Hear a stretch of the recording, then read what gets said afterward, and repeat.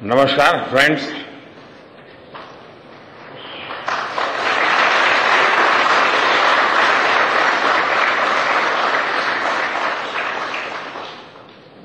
आप सभी के बीच आकर आज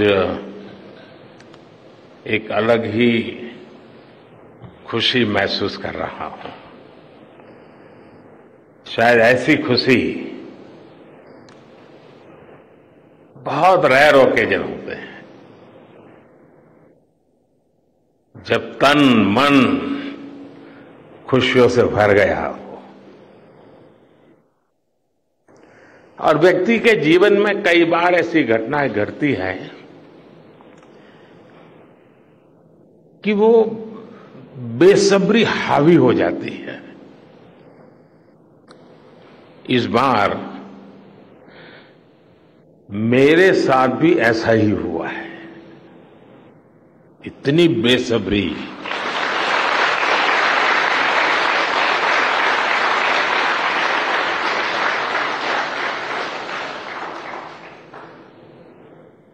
मैं साउथ अफ्रीका में था, फिर ग्रीस का कार्यक्रम था तो वहां चला गया, लेकिन मेरा मन पूरी तरह आपके साथ ही लगा हुआ था।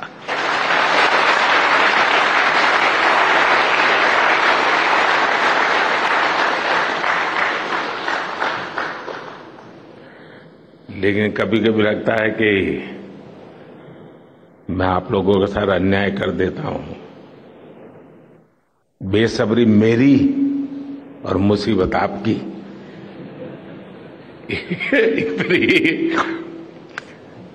सवेरे सवेरे आप सभी को और इतना और टाइम, लेकिन बस मन कर रहा था जाऊं आपको नमन करूं। आपको दिक्कत हुई होगी, लेकिन मैं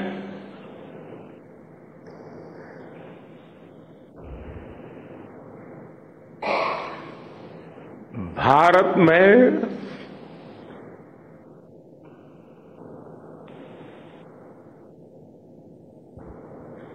आते ही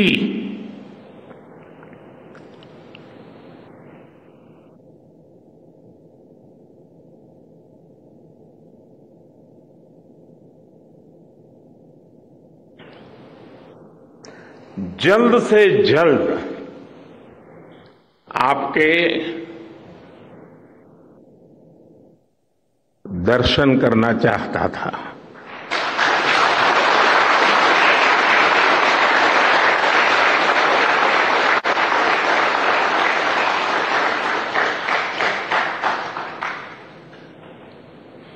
आप सबको सैल्यूट करना चाहता था।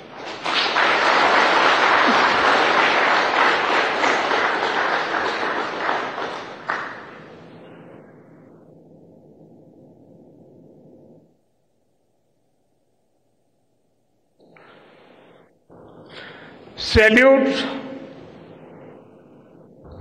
आपके परिश्रम को, सैल्यूट आपके धैर्य को, सैल्यूट आपकी लगन को, सैल्यूट आपकी जीवटता को, सैल्यूट आपके जज्बे को। आप देश को जिस ऊंचाई पर लेकर गए हैं, ये कोई साधारण सफलता नहीं है। ये अनंत अंतरिक्ष में भारत के वैज्ञानिक सामर्थ्य का शंखनाद है।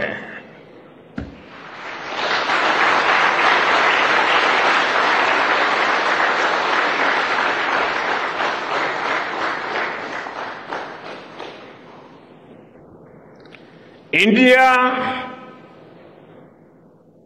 India is on the moon.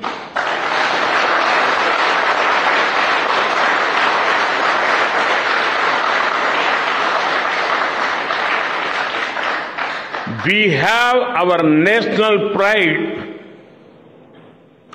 placed on the moon.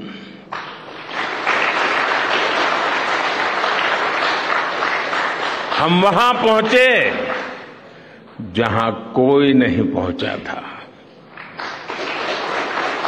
हमने वो किया जो पहले कभी किसी ने नहीं किया था। ये आज का भारत है, निर्भीक भारत, जुझारू भारत।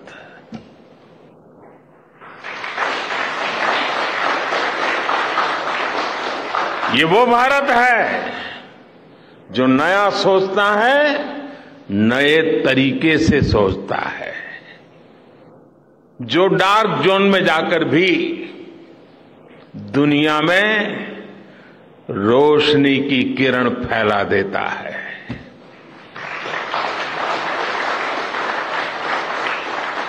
इक्कीसवीं सदी में यही भारत दुनिया की बड़ी बड़ी समस्याओं का समाधान करेगा। मेरी आंखों के सामने 23 अगस्त का वो दिन,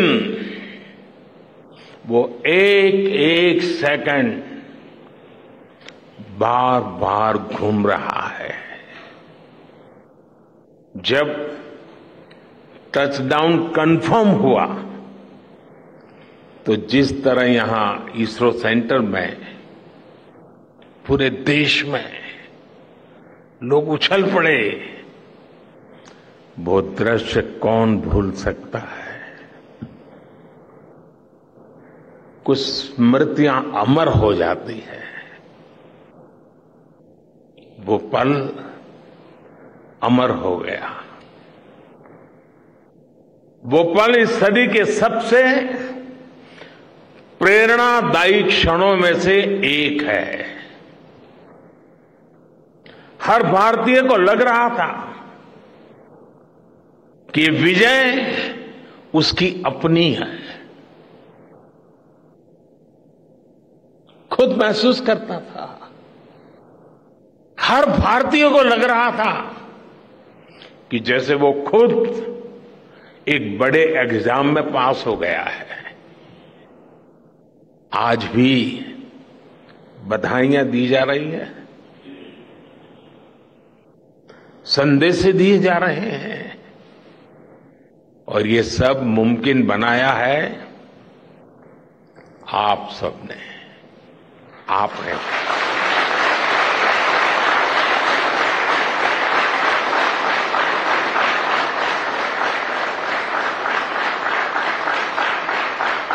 देश के मेरे वैज्ञानिकों ने ये मुमकिन बनाया है। मैं आप सबका जितना गुणगान करूं वो कम है। मैं आपकी जितनी सराहना करूं वो कम है। साथियों, मैंने वो फोटो देखी जिसमें हमारे मून लैंडर ने अंगद की तरह चंद्रमा पर मजबूती से अपना पैर जमाया हुआ है।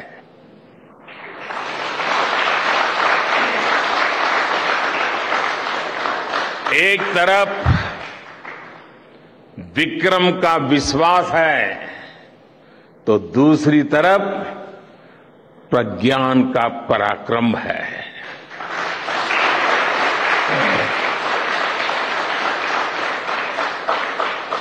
हमारा प्रज्ञान लगातार चंद्रमा पर अपने पद चिन्ह छोड़ रहा है।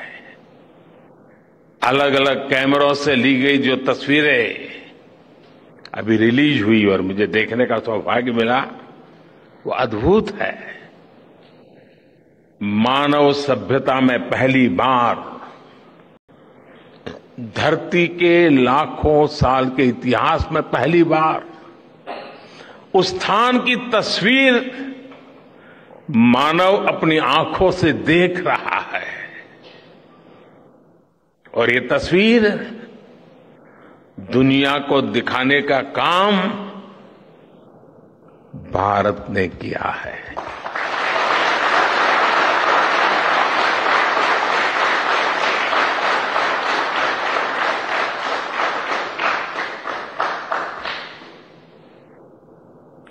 आप सभी वैज्ञानिकों ने किया है। आज पूरी दुनिया भारत की साइंटिफिक स्पिरिट का, हमारी टेक्नोलॉजी का और हमारे साइंटिफिक टेम्परामेंट का लोहा मान चुकी है।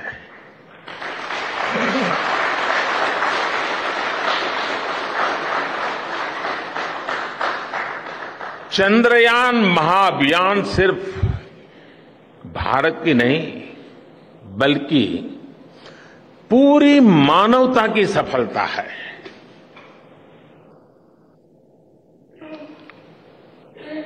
हमारा मिशन जिस क्षेत्र को एक्सप्लोर करेगा उससे सभी देशों के लिए मून मिशंस के नए रास्ते खुलेंगे। ये चांद के रहस्य को तो खोलेगा ही, साथ ही धरती की चुनौतियों के समाधान में भी मदद करेगा। आपकी इस सफलता के लिए मैं एक बार फिर सभी वैज्ञानिकों को, टेक्नीशियंस, इंजीनियर्स और चंद्रयान महाअभियान से जुड़े सभी सदस्यों को बधाई देता हूं।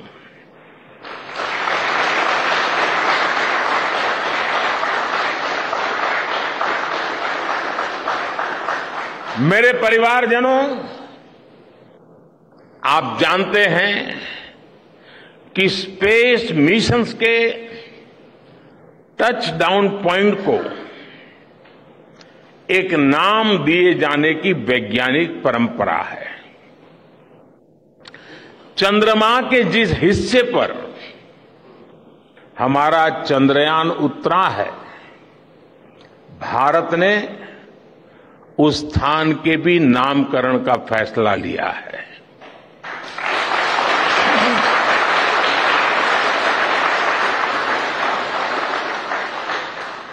जिस स्थान पर चंद्रयान 3 का मून लैंडर उतरा है, अब उस पॉइंट को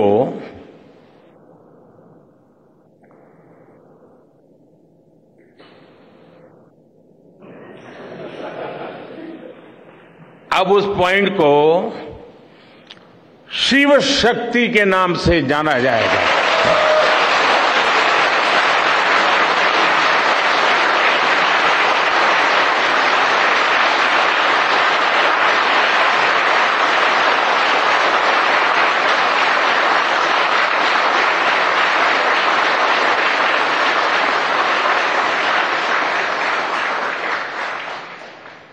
शिव में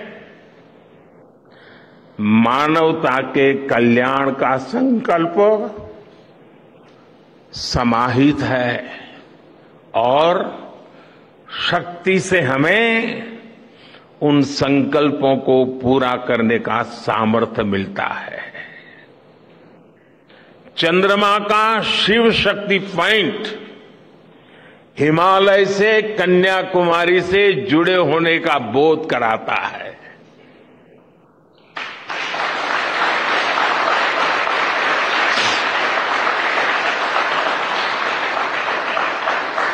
हमारे ऋषियों ने कहा है, येन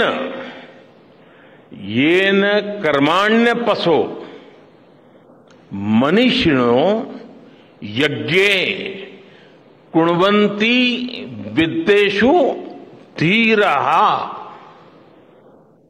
यत्पूर्व यक्ष्मन्तः प्रजानां तन्मे मनः शिव संकल्पमस्तु। अर्थात जिस मन से हम कर्तव्य कर्म करते हैं, विचार और विज्ञान को गति देते हैं, और जो सबके भीतर मौजूद है, वो मन शुभ और कल्याणकारी संकल्पों से जुड़े।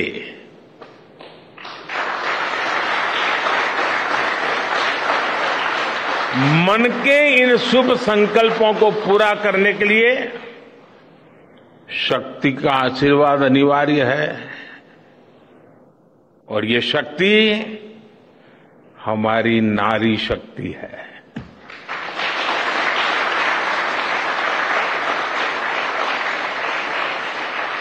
हमारी माताएं बहनें हैं।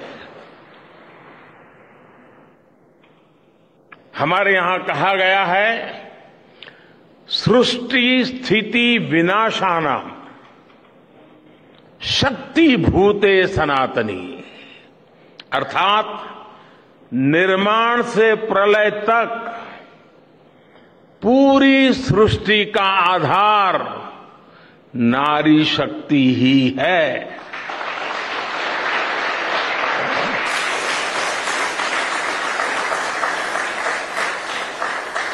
आप सबने देखा है, चंद्रयान 3 में देश ने, हमारी महिला वैज्ञानिकों ने, देश की नारी शक्ति ने कितनी बड़ी भूमिका निभाई है। चंद्रमा का शिव शक्ति पॉइंट सदियों तक भारत के इस वैज्ञानिक और दार्शनिक चिंतन का साक्षी बनेगा।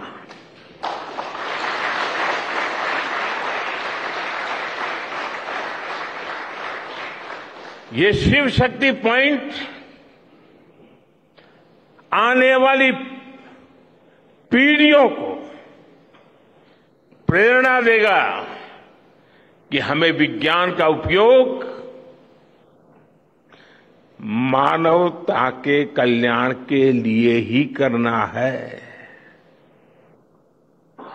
मानवता का कल्याण, यही हमारा सुप्रीम कमिटमेंट है। साथियों, एक और नामकरण काफी समय से लंबित है। 4 साल पहले जब चंद्रयान 2 चंद्रमा के पास तक पहुंचा था, जहां उसके पदचिन्ह पड़े थे, तब ये प्रस्ताव था कि उस स्थान का नाम तय किया जाए। लेकिन उन परिस्थितियों में निर्णय लेने के स्थान पर हमने प्रण लिया कि जब चंद्रयान 3 सफलतापूर्वक चांद पर पहुंचेगा, तब हम दोनों पॉइंट का नाम एक साथ रखेंगे।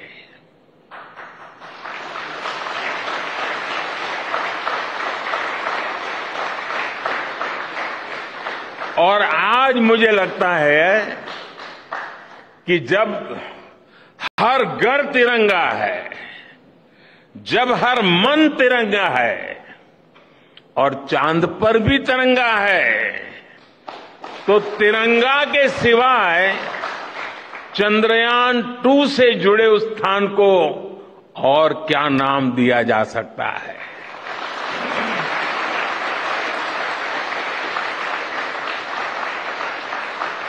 इसलिए चंद्रमा के जिस स्थान पर चंद्रयान 2 ने अपने पदचिन्ह छोड़े हैं, वो पॉइंट अब तिरंगा कहलाएगा।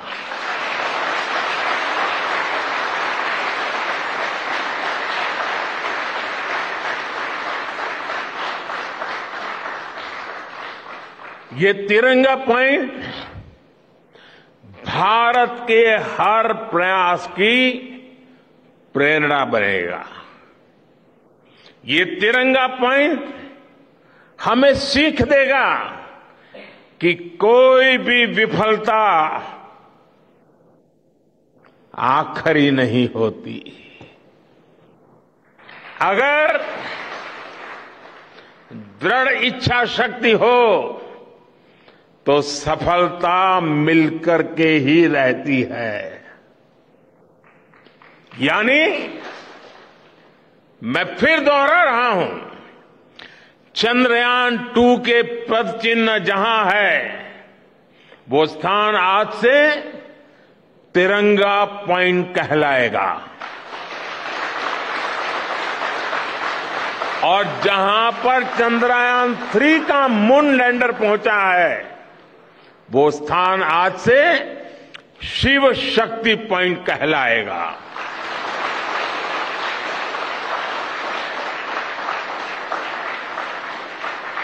साथियों, आज भारत दुनिया का चौथा ऐसा देश बन चुका है जिसने चंद्रमा की सतह को छुआ है। ये सफलता तब और अधिक बड़ी हो जाती है जब हम ये देखते हैं कि भारत ने अपनी यात्रा कहां से शुरू की थी। एक समय था जब भारत के पास जरूरी तकनीक नहीं थी, सहयोग भी नहीं था। हमारी गिनती थर्ड वर्ल्ड यानी थर्ड रो में खड़े देशों में होती थी। थर्ड वर्ल्ड थर्ड रो में खड़े हुए लोगों में होती थी। वहां से निकलकर आज भारत दुनिया की 5वीं सबसे बड़ी अर्थव्यवस्था बना है।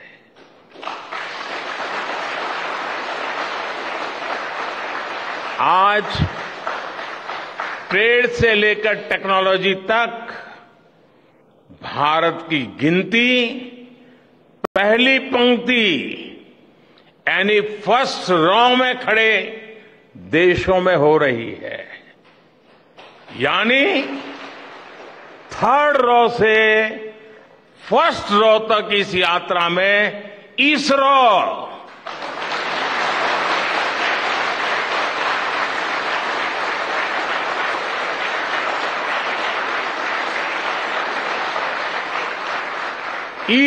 जैसी संस्थानों की बहुत बड़ी भूमिका रही है। आपने आज मेक इन इंडिया को चांद तक पहुंचा दिया है।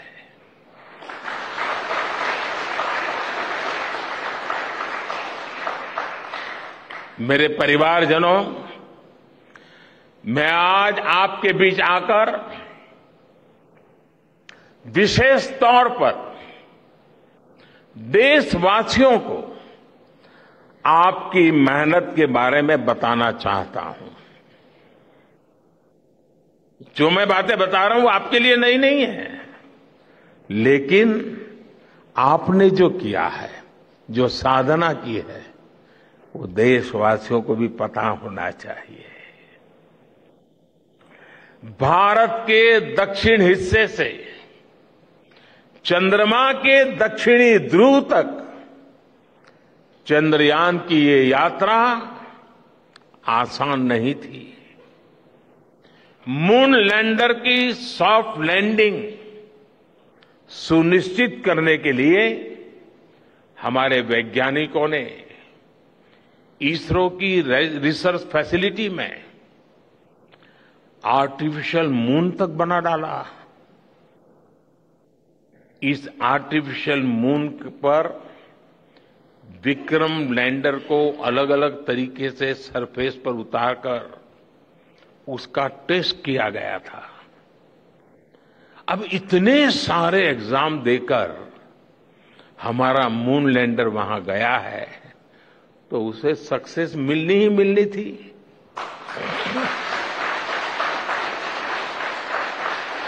साथियों, आज जब मैं देखता हूं कि भारत की युवा पीढ़ी साइंस को लेकर, स्पेस को लेकर, इनोवेशन को लेकर इतनी एनर्जी से भरी हुई है, तो उसके पीछे हमारे ऐसे ही स्पेस मिशंस की सफलता है। मंगलयान की सफलता ने, चंद्रयान की सफलता ने, गगनयान की तैयारी ने देश की युवा पीढ़ी को एक नया मिजाज दे दिया है। आज भारत के छोटे छोटे बच्चों की जुबान पर चंद्रयान का नाम है। आज भारत का हर बच्चा आप वैज्ञानिकों में अपना भविष्य देख रहा है। इसलिए आपकी उपलब्धि सिर्फ ये नहीं है कि आपने चांद पर तिरंगा लहराया, लेकिन आपने एक और बड़ी उपलब्धि हासिल की है, और वो उपलब्धि है भारत की पूरी पीढ़ी को जागृत करने की, उसे नई ऊर्जा देने की।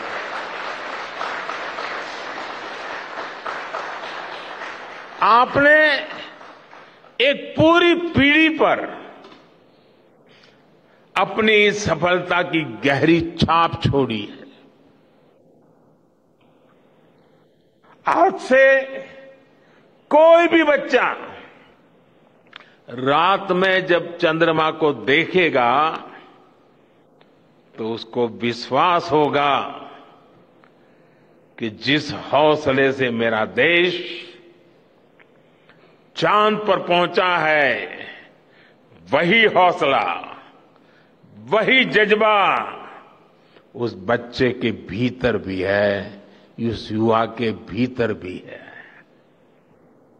आज आपने भारत के बच्चों में आकांक्षाओं के जो बीज बोए हैं, कल वो वट वृक्ष बनेंगे और विकसित भारत की नींव बनेंगे।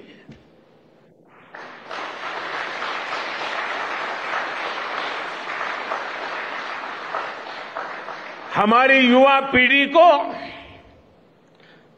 निरंतर प्रेरणा मिलती रहे, इसके लिए एक और निर्णय लिया गया है। 23 अगस्त को जब भारत ने चंद्रमा पर तिरंगा फहराया, उस दिन को अब हिंदुस्तान नेशनल स्पेस डे के रूप में मनाया जाएगा।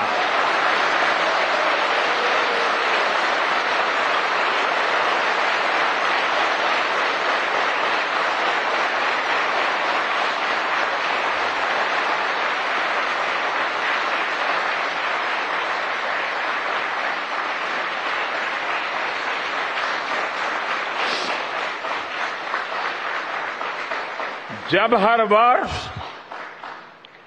National space day science, technology और इनोवेशन की स्पिरिट को सेलिब्रेट करेगा, हमें हमेशा हमेशा के लिए प्रेरित करता रहेगा।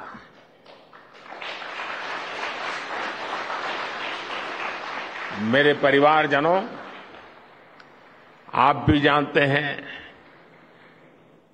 कि स्पेस सेक्टर का जो सामर्थ्य है, वो सैटेलाइट लॉन्च करने या अंतरिक्ष की खोज से कहीं ज्यादा बड़ा है। स्पेस सेक्टर की एक बहुत बड़ी ताकत है जो मैं देखता हूं वो है ईज ऑफ लिविंग और ईज ऑफ गवर्नेंस। आज देश में स्पेस एप्लीकेशंस को गवर्नेंस के हर पहलू से जोड़ने की दिशा में बहुत बड़ा काम हुआ है। आप लोगों ने जब मुझे प्रधानमंत्री के रूप में काम का दायित्व दिया तो प्रधानमंत्री बनने के बाद मैंने भारत सरकार के जॉइंट सेक्रेटरी लेवल के ऑफिसर्स की स्पेस साइंटिस्ट के साथ एक वर्कशॉप करवाई थी और इसका मकसद ये था कि गवर्नेंस में, शासन व्यवस्था में ट्रांसपेरेंसी लाने में स्पेस सेक्टर की ताकत का ज्यादा से ज्यादा इस्तेमाल कैसे करें। तब किरण जी शायद हम लोगों के साथ काम करते थे।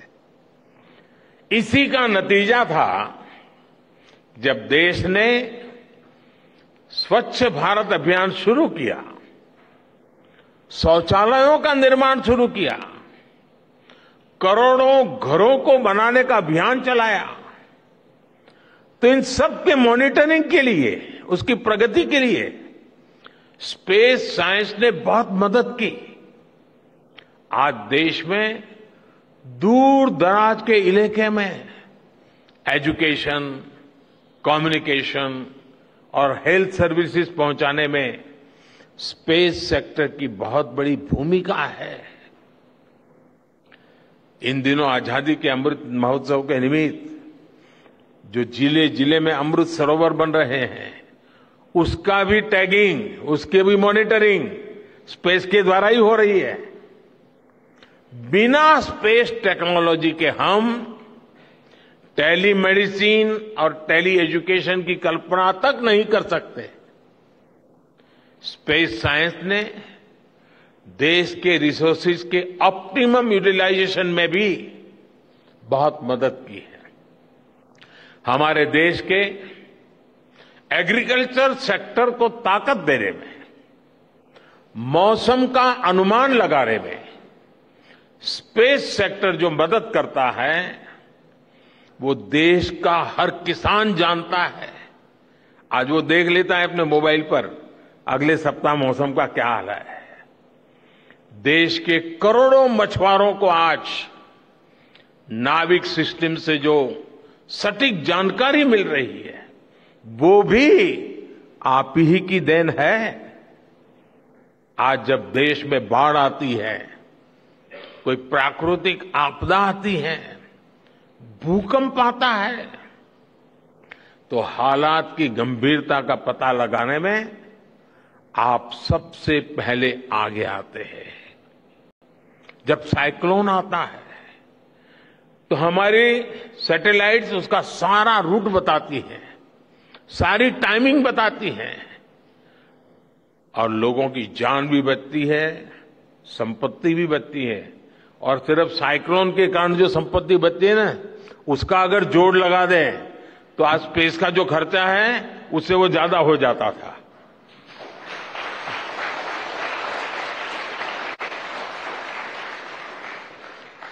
हमारे PM Gatishakti national master plan का आधार भी स्पेस टेक्नोलॉजी ही है। और आज दुनिया भारत के इस गतिशक्ति प्लेटफॉर्म का अध्ययन कर रही है कि प्लानिंग और मैनेजमेंट में ये प्लेटफॉर्म कितना उपयोगी हो सकता है। इससे प्रोजेक्ट्स की प्लानिंग, एजुकेशन और मॉनिटरिंग में काफी मदद मिल रही है। समय के साथ बढ़ता हुआ स्पेस एप्लीकेशन का ये दायरा हमारे युवाओं के लिए अपॉर्चुनिटीज भी बढ़ा रहा है, अवसर बढ़ा रहा है। और इसलिए आज मैं एक सुझाव भी देना चाहता हूं और मैं चाहूंगा कि आपके यहां से जो रिटायर्ड लोग हैं वे इसमें काफी मदद कर सकते हैं। अब ये मत बोलिएगा कि इतनी सुबह सुबह मोदी जी यहां आए और कुछ काम भी दे करके जा रहे हैं। साथियों, मैं चाहूंगा कि इसरो केंद्र सरकार के विभिन्न मंत्रालय और राज्य सरकारें मिलकर गवर्नेंस में स्पेस टेक्नोलॉजी पर एक नेशनल हैकाथॉन का आयोजन करें। इस हैकाथॉन में ज्यादा से ज्यादा युवा, ज्यादा से ज्यादा यूनिवर्सिटी, ज्यादा से ज्यादा नौजवान वो शामिल हो, जुड़े।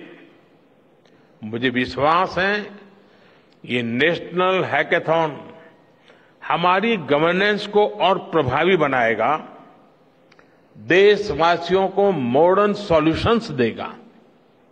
और साथियों, आपके अलावा मैं अपनी युवा पीढ़ी को एक और टास्क अलग से देना चाहता हूं। और होमवर्क के दिए बिना बच्चों को काम करने का मजा नहीं आता है।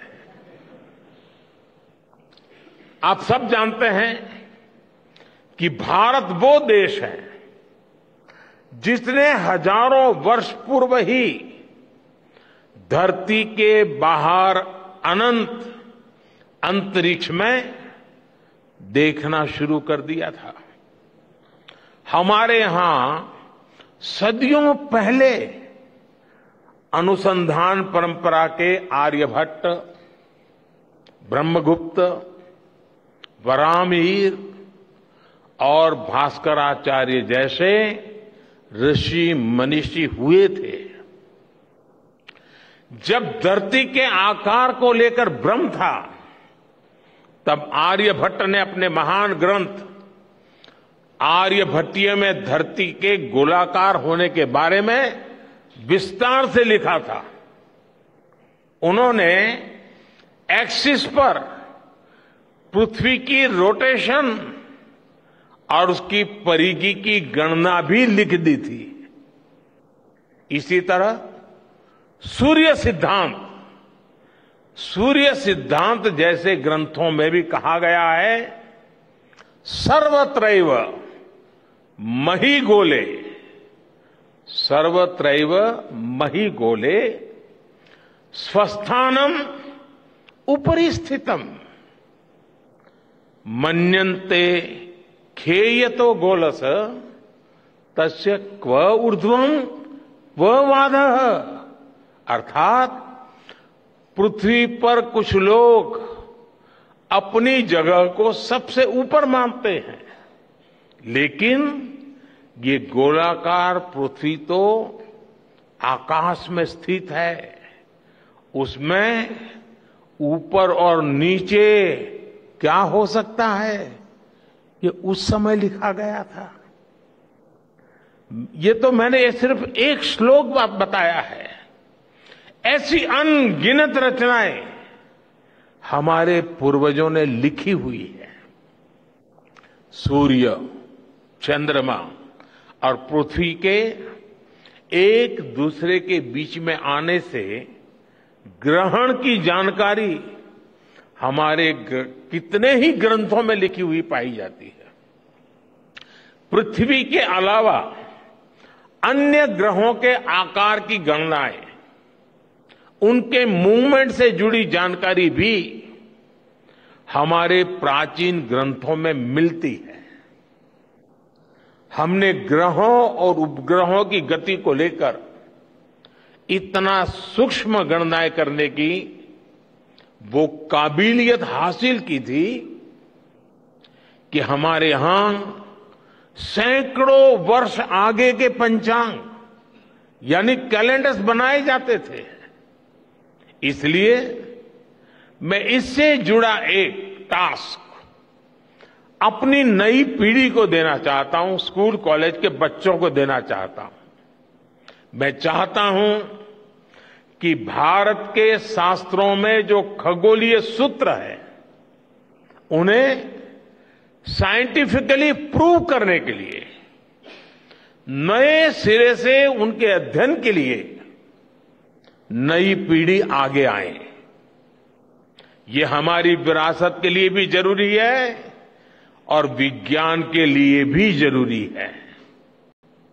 आज जो स्कूल के, कॉलेज के, यूनिवर्सिटी के स्टूडेंट्स हैं, रिसर्चर्स हैं, उन पर एक तरह से ये दोहरा दायित्व है।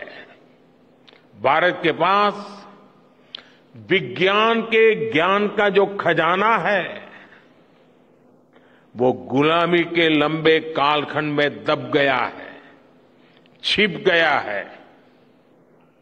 आजादी के इस अमृत काल में हमें इस खजाने को भी खंगालना है, उस पर रिसर्च करनी है और दुनिया को भी बताना है। दूसरा दायित्व ये कि हमारी युवा पीढ़ी को आज के आधुनिक विज्ञान, आधुनिक टेक्नोलॉजी को नए आयाम देने हैं। समंदर की गहराइयों से लेकर आसमान की ऊंचाई तक, आसमान की ऊंचाई से लेकर अंतरिक्ष की गहराई तक आपके लिए करने के लिए बहुत कुछ है। आप डीप अर्थ को भी देखिए और साथ ही डीप सी को भी एक्सप्लोर करिए। आप नेक्स्ट जनरेशन कंप्यूटर बनाइए और साथ ही जेनेटिक इंजीनियरिंग में भी अपना सिक्का जमाइए। भारत में आपके लिए नई संभावनाओं के द्वार लगातार खुल रहे हैं। 21वीं सदी के इस कालखंड में जो देश साइंस और टेक्नोलॉजी में बढ़त बना ले जाएगा, वो देश सबसे आगे बढ़ जाएगा। साथियों, आज बड़े बड़े एक्सपर्ट्स कह रहे हैं कि अगले कुछ वर्षों में भारत की स्पेस इंडस्ट्री $8 बिलियन से बढ़कर $16 बिलियन की हो जाएगी। सरकार भी इस बात की गंभीरता को समझते हुए स्पेस सेक्टर में लगातार रिफॉर्म कर रही है। हमारे युवा भी कमर कसकर तैयार है। आपको जानकर सुखद आश्चर्य होगा कि पिछले 4 साल में स्पेस सेक्टर में काम करने वाले स्टार्टअप्स की संख्या 4 से बढ़कर करीब करीब 150 हो गई है। हम कल्पना कर सकते हैं कि अनंत आकाश में कितनी अनंत संभावनाएं भारत का इंतजार कर रही हैं। वैसे कुछ दिन बाद 1 सितंबर से माईगॉव हमारे चंद्रयान मिशन को लेकर बहुत बड़ा क्विज कंपटीशन लॉन्च करने वाला है। हमारे देश के स्टूडेंट्स इससे भी शुरुआत कर सकते हैं। मैं देश भर के स्टूडेंट से आग्रह करूंगा कि आप सभी बड़ी संख्या में इससे जुड़े। मेरे परिवारजनों, देश की भावी पीढ़ी को आपका मार्गदर्शन बहुत आवश्यक है। आप जो इतने सारे इंपॉर्टेंट मिशंस पर काम कर रहे हैं, वो आने वाली पीढ़ी ही आगे ले जाने वाली है। आप उन सभी के रोल मॉडल हैं। आपकी रिसर्च और आपकी वर्षों की तपस्या, मेहनत ने साबित किया है कि आप जो ठान लेते हैं वो आप करके दिखाते हैं। देश के लोगों का विश्वास आप पर है और विश्वास कमाना छोटी बात नहीं होती है दोस्तों। आपने अपनी तपस्या से विश्वास कमाया है।